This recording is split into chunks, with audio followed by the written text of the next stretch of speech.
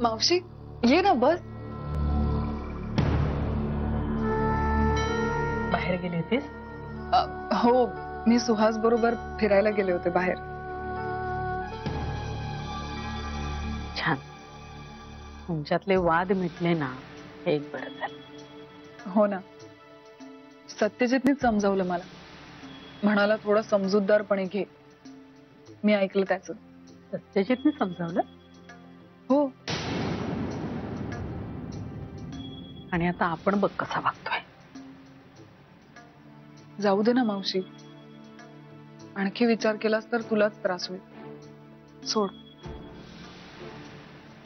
प्रिया, त्या दिवशी सत्यजित आणि मंजिरीचं भांडण झालं. मग सत्यजित रागाने घराबाहेर पडला. तू त्याच्या मागे गेली होतीस ना त्याला समजवायला? हो. कुठे गेला होता सत्या? नाही म्हणजे मी फोन करायचा प्रयत्न करत होते ग, पण आधी मला वाटतं रेंज नव्हती. नंतर मग रिंग वाजत होती पण कोणी उचलला नाही फोन. नंतर मला वाटतं बंदच केला. हो का? अगं बाई, म्हणजे मला माहिती नाही. मग त्याने स्विच ऑफ केला असेल कदाचित, आणि माझ्या नकळत केला असणार. नाहीतर मी नसते का बोलले तुझ्याशी. मावशी, माझा फोन नेमका बंद पडला होता तेव्हा. खरं तर माझं चुकलं. मला तुला फोन करायला हवा होता. मी माझा फोन बंद म्हणून त्याच्या फोनवरनं केला असता तर मला कळलं असतं ना की त्याने फोन स्विच ऑफ करून ठेवलाय. पण माझ्या ना तेव्हा काही लक्षातच आलं नाही. एवढी मी घाबरले होते. तो विचित्र वागत होता. मला सुचलंच नाहीये. सॉरी. तुला खूप टेन्शन आलं असेल ना? टेन्शन तर येणारच ना ग. सत्यजित तिरमिरीत कुठेतरी गेलेला. तू त्याच्या मागे त्याला समजवायला. कुठे होता कोणालाच पत्ता नाही. मंजिरीची ही अशी अवस्था. काळजी वाटणं साहजिक होतं ना प्रिया? नाही, बरोबरच आहे. अगदी बरोबर आहे तुझं. अगं, मी गेले ना तेव्हा सत्यजित संतापलेल्या अवस्थेत रागाच्या भरात रस्त्यावर इकडे तिकडे फिरत होता. मी त्याला समजवायला गेले तर मला म्हणाला मी जीव द्यायला चाललोय. हो ना मावशी, मी खूप घाबरले. मग त्याला कसं बसं सावरलं आणि गाडीत बसवलं. अगं पण मग तुम्ही रात्रभर होता कुठे? रात्रभर म्हणजे मी त्याला गाडीत बसवलं आणि गाडी घराच्या दिशेने फिरवली तर चिडला माझ्यावर. म्हणाला मी गाडीतून उडी टाकीन. अगं, त्याला घरीच यायचं नव्हतं ना. मग इतक्या रात्री आम्ही जाणार तरी कुठे? म्हणून मग तो म्हणेपर्यंत मी गाडी फिरवत राहिले अगदी पहाटेपर्यंत. मग सकाळी जेव्हा तो थोडासा शांत झाला तेव्हा मी त्याला घरी घेऊन आले. छान. असं सगळं झालं तर? हो ना मावशी, तुला काळजी वाटणं स्वाभाविक आहे. पण तू हे सगळं आत्ता का विचारतेस? अगं, का विचारते म्हणजे मला वेळच झाला नाही ग. तुला माहितीये ना घरात काय चाललं होतं ते. म्हणून आता मनाला वाटलं म्हणून मी विचारलं. नाही नाही, तुझं बरोबर आहे. म्हणजे तू विचारलंस त्याबद्दल मला काहीच म्हणायचं नाही. पण मावशी, तुला एक प्रामाणिकपणे विचारू? हे जे सगळं काही घडतंय ते माझ्यामुळे ना? मी जबाबदार आहे ना या सगळ्याला? प्रिया, अगं कसला विचार करतेस तू? मलाच काय कुणालाच असं वाटत नाहीये. आणि मला असं का वाटेल? माझा विश्वास आहे तुझ्यावर बाळा. भूतकाळातल्या चुका तू पुन्हा करणार नाहीस याची खात्री आहे मला. नसते गैरसमज करून घ्यायचे नाही का? मी आपलं तुला विचारलं कारण मला जाणून घ्यायचं होतं की सत्यजित तुझ्याशी काही बोललाय का त्याच्या आणि मंजिरीच्या भांडणाबद्दल. एवढंच. येते मी.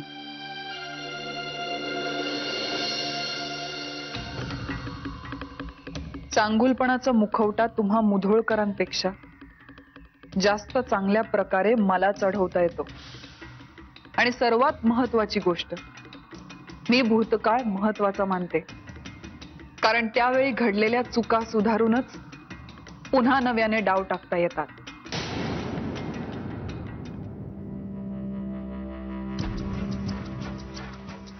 गुड मॉर्निंग व्यंग. मॉर्निंग. म्हणजे काय आहे तू आज ऑफिसला? अरे त्या अकाउंट वाल्यांचा फोन आला होता. काही चेक्सवर माझ्या सह्या बाकी राहिले, तेवढ्यासाठी जातोय फक्त. आणि बाय द वे त्या छावराचं कॉन्ट्रॅक्ट मिळालं आपल्याला. काल संध्याकाळी त्याचा फोन आला होता. आज दुपारपर्यंत ऑफिशियल लेटर मिळेल. गुड. पण मग तू ही बातमी चेहरा पाडून का सांगतोय? तुला आनंद नाही झालाय का? आयुष्यातलं पहिलं कॉन्ट्रॅक्ट आहे का आपल्या?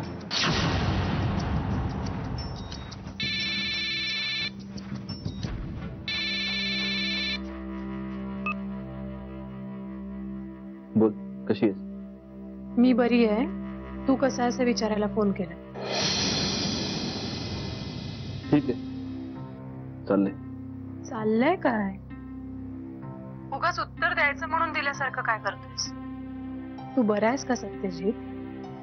डोकं शांत झाल्यासारखं वाटतंय का आता ते सांगत. व्यवहार सुरू आहेत, कामं सुरू आहेत, त्यात कुठेच व्यत्यय न येऊ देण्याचा प्रयत्न करतोय. माझ्या घराचे दरवाजे तुझ्यासाठी कायम उघडे आहेत, हे माहिती आहे ना तुला?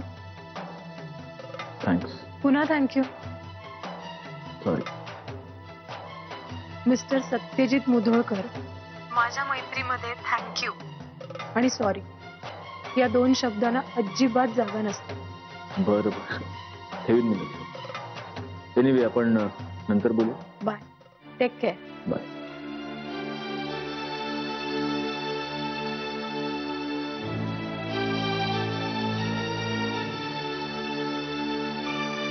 मी आलो जरा अकाउंट्स मध्ये आलो.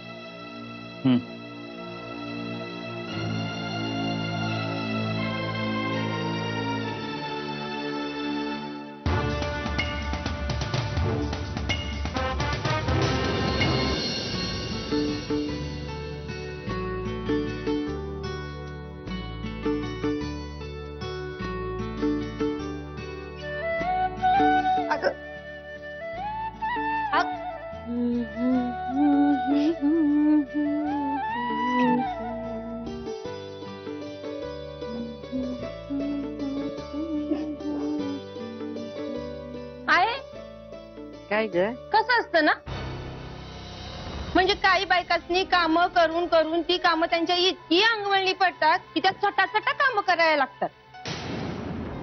आणि काय बायका जन्माच्या इतक्या आळशी असतात की त्यांच्यावर किती बी जबाबदाऱ्या पडल्या तरी बी त्यांच्यानी त्या सांभाळणं होत नाही बघ. असं का वाटतंय तुला? नाही, आता आहेत आपल्या आजूबाजूला अशी 4-5 माणसं. का सकाळी सकाळी स्वतःचा चेहरा आरशात बघितला होतात का? हे डुचके, जास्त बोलायचं काम नाही. मी काय तुला नाही बोलले? मी काय बोलता त्याचा अर्थ मला कळत नाही का आत्या? आजी बघितलं कसं वागतात त्या? सतत टाकून बोलत असतात मला. आता मी मला जमेल तसं प्रेमाने करायचा प्रयत्न करतेय ना सगळ्यांचं. ये सिकंदरची सासू, जरा वटवट कमी कर आणि हातातली कामं चटाचटा करायला लाग. प्रेमाने जग जिंकतायत. त्या 2 शब्द माझ्याशी प्रेमाने बोलल्या तर काय जाणार आहे यांचं?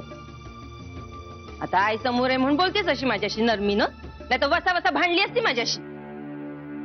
मग तू भांडणाला मूळ काढणं सोडून दे ना चारे. सुरुवात तर तूच केलीस ना व. आहे मी काय केलं? मग खोटं बोलू ना ग. नाही इथंच आहे ना व. आता तुम्ही समोर होतात ना म्हणून तुम्हाला कळलं. तुमच्या मागे अशाच सतत बडबड करत असतात. या. नमस्कार. सत्यजित मुधोळकरांचं घर हेच ना? हो. मला सत्यजित मुधोळकरांना भेटायचं होतं. आपण कोण? मी सविता देशमाने. संकल्प प्लेसमेंट एजन्सीने पाठवलंय बाळाला सांभाळण्यासाठी. तुम्हाला एक गव्हर्नन्स हवी होती असा फोन आला होता. मिस्टर सत्यजित मुधोळकरांनीच फोन केला होता. आई ऐकलत का या काय म्हणताय? दादानी यांना फोन केला होता बाळासाठी गव्हर्नन्स हवी आहे म्हणून. सत्यजित ना? हो, मिस्टर मुदोळकरांनी एजन्सीला फोन केला होता आणि त्याच एजन्सीतून मी आले आहे. अच्छा, असं आहे का? सॉरी हा, म्हणजे माफ करा, तुम्हाला चुकून फोन आला असेल कदाचित. सध्या आम्हाला गव्हर्नन्सची गरज नाही. तुम्ही बघताय ना, एवढ्या बायका आहेत घरामध्ये, बाळाची काळजी घ्या. पण मला फोन आला होता. तुम्हाला एकदा सांगून कळत नाही का? चुकून फोन आला असेल. नेत्रा, मी बोलतेय ना. नाही, खरंच चुकून फोन आला असेल. आम्हाला जर गव्हर्नन्सची गरज पडली तर आम्ही नक्की तुमच्या एजन्सीला फोन करू. थँक्यू. ठीक आहे, येते.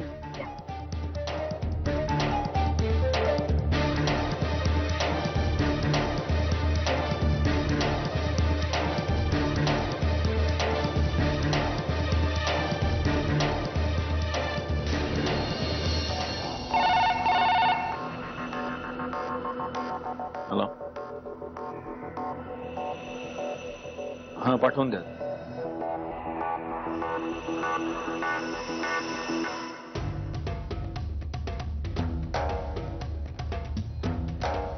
अरे बस ना. नाही, मी असंच ठीक आहे. अरे बस.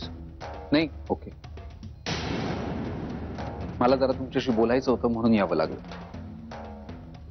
भाऊजी, सध्या तुमच्यामध्ये आणि मंजिरीमध्ये जे काही वाद चाललेत त्याची काय कारण आहेत, कोणाची चूक आहे, या सगळ्या गोष्टींमध्ये मला नाही पडायचं, कारण तो तुमचा अगदीच पर्सनल मॅटर आहे. मग नेमकं काय बोलायला आलंय ते बोल. आज सकाळी तुमच्यामध्ये आणि प्रियामध्ये जे भांडण झालं त्यावरून तुमच्या दोघांमध्ये काहीतरी बिनसलं, एवढं नक्की. ते जे काही बिनसलं असेल, मला फक्त तुम्हाला एवढंच सांगायचंय की माझं आणि प्रियाचं लग्न होईपर्यंत प्रियाला त्या घरामध्ये कमीत कमी त्रास होईल असं बघा. सुहास, माझं अजून बोलणं व्हायचंय भाऊजी. आम्ही लवकरात लवकर लग्न करतोय. मी आत्ताच पुण्याला गेल्यानंतर माऊला सांगतो आणि जवळचाच मुहूर्त काढायला सांगतो आणि रजिस्टर लग्न आम्ही उरकून घेतो. थाटामाटात किंवा धूमधडाक्यात लग्न आम्ही करणार नाही आहोत आणि हे आम्ही दोघांनी ठरवलंय. आणि हे लग्न आमच्या दोघांचं असल्यामुळे आम्ही दोघांनी ठरवलंय तसंच ते होईल, कुणाला काहीही वाटत असलं तरी. पण तुम्हाला एवढंच सांगायचंय की आमचं लग्न होईपर्यंत तुमच्या घरात प्रियाला कमीत कमी त्रास होईल असं बघा, प्लीज. प्रियाच्या होणाऱ्या नवऱ्याची धमकी समजायची का मी? नाही, मी प्लीज म्हटलंय, त्यामुळे रिक्वेस्टच समजा.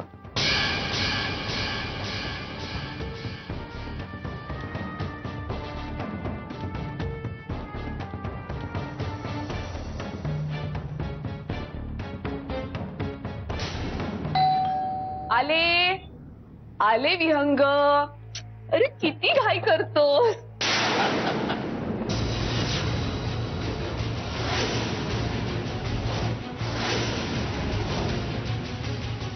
तुम्ही? Yes, I my self one and only Dadasaheb Holkar. एकच स्वादा, होळकर दादा. एक मिनिट, तुम्ही कशाला आलाय तिथे? सदिच्छा भेट द्यायला आलोय वहिनी. असं काय करता? हो, झाली देऊन सदिच्छा. चला निघा आता. हो ज्युनियर वहिनी, असं काय करता? अहो, दारावर आलेल्या पाहुण्यांचं आदर तिथे कसं करावं तुम्हाला शिकवलं नाही काय कुणी?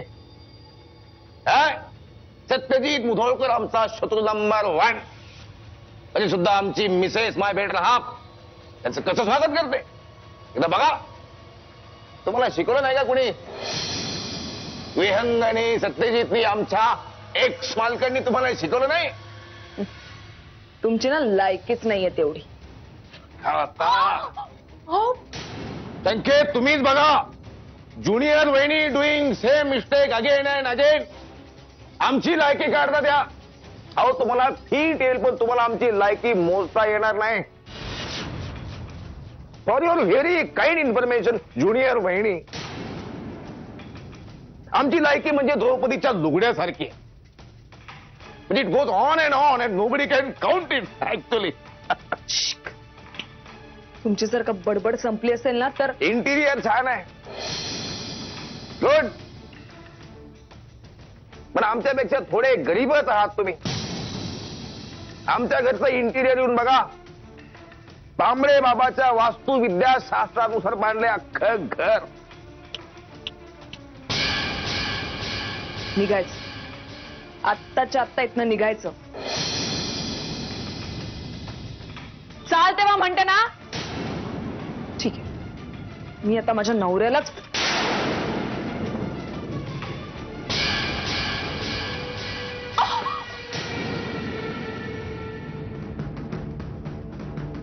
हेच पाहिजे ना तुम्हाला? दूरध्वनी संच पाहिजे का तुम्हाला गप्पा मारायला? आधी आमच्याशी बोला ना. आम्ही आलोय तुमच्या घरात तुमच्याशी गप्पा मारण्यासाठी. आम्हाला तुमच्याशी हितगुज करायची, तुमच्याशी वार्तालाप करायचा आहे, तुमच्या भावी आयुष्याबद्दल थोडासा विचार विमर्श करायचा आहे. आणि तुम्ही नॉट फेअर. मला फक्त तुम्हाला एवढंच सांगायचंय की माझं आणि प्रियाचं लग्न होईपर्यंत प्रियाला त्या घरामध्ये कमीत कमी त्रास होईल असं बघा.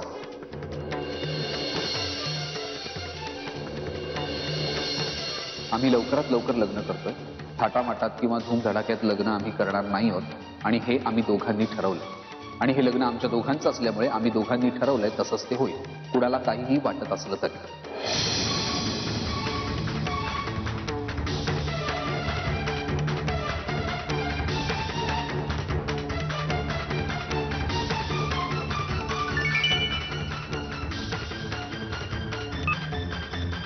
हाय सत्यजित, आज तू स्वतःहून मला फोन केला. नक्की काहीतरी महत्वाचं काम आहे, बोल. मला ताबडतोब भेटायला ये. अरे वा, तू मला भेटायला बोलवतोय स्वतःहून. बोल, कुठे येऊ भेटायला? कुठल्या हॉटेलवर? हॉटेल नाही, ऑफिसमध्ये ये. ऑफिसला? बरं, ऑफिस तर ऑफिस, मला काय. तुला भेटायला मी कुठेही यायला तयार. ऐक ऐक, 20 मिनिटात मला मिरज रोडवर भेट. ओके, ठीक आहे, बाय.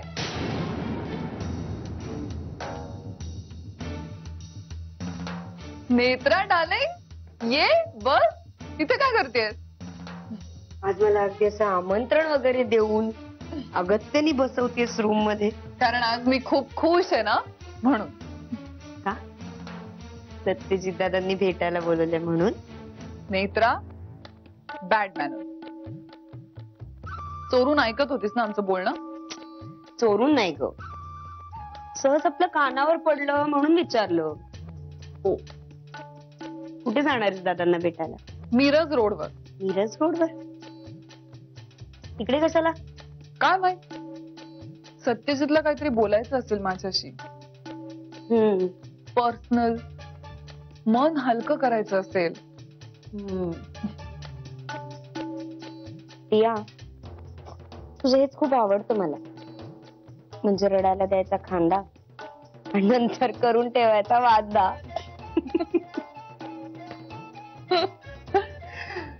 जा ना आता लवकर, कसली वाट बघतीये? उशीर होतोय नाही का? बरं नेत्रा, ही साडी बरी दिसते का चेंज करून जाऊ? तर मग